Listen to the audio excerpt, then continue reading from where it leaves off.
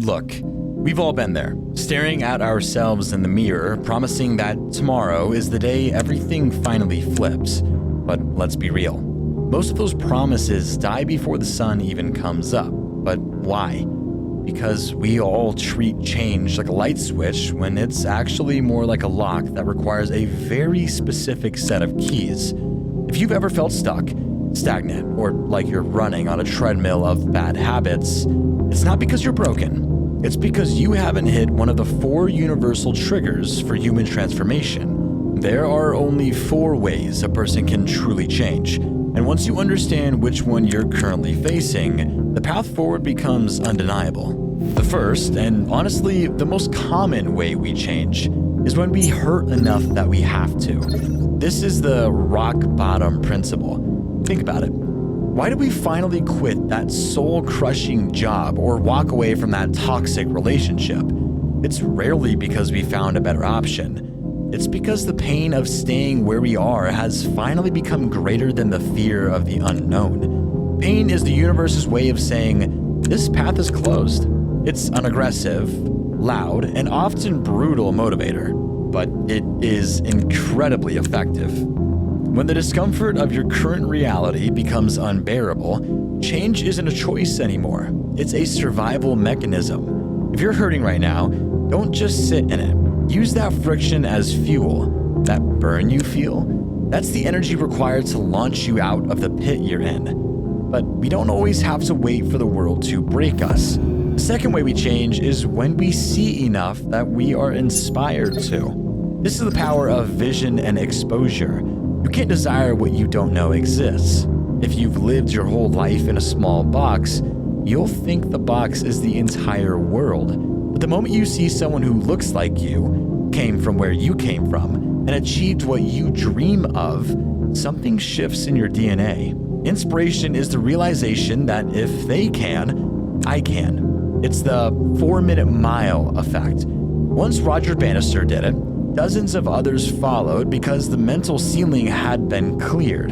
To trigger this, you have to intentionally put yourself in environments where extraordinary is the baseline. You need to see the finished product of hard work so clearly that your current reality starts to feel like a suit that's 2 sizes too small.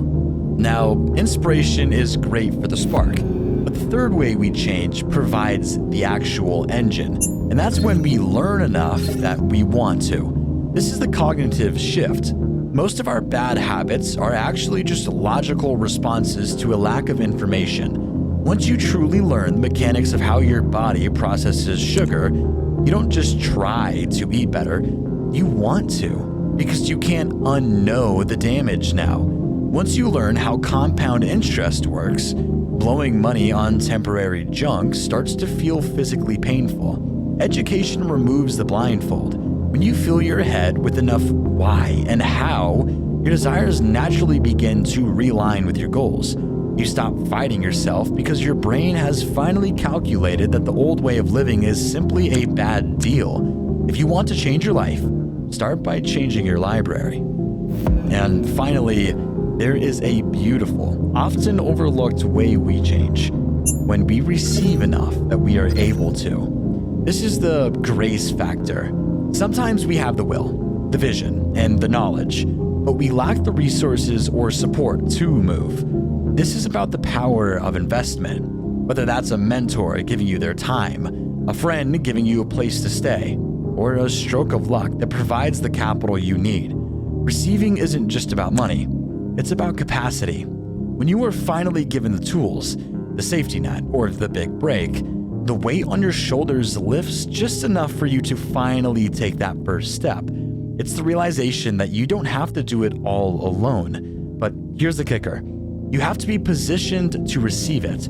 You have to be in the room for the opportunity to hit you. And when you finally look at these 4 pillars, pain, inspiration, education, and support, you realize that change isn't some mysterious ghost that visits lucky people.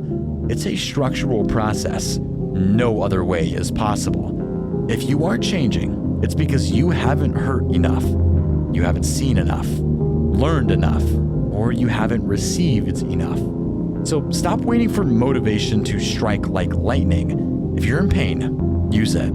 If you're bored, go find something that inspires you. If you're confused, go learn. And if you're struggling, open yourself up to receive help. The person you want to become is waiting on the other side of one of these 4 doors. You just have to decide which one you're going to walk through today. Success isn't about being better than who you were. It's about being brave enough to let the old version of you die so the new version can finally breathe. So let's get to work. Thank you for watching.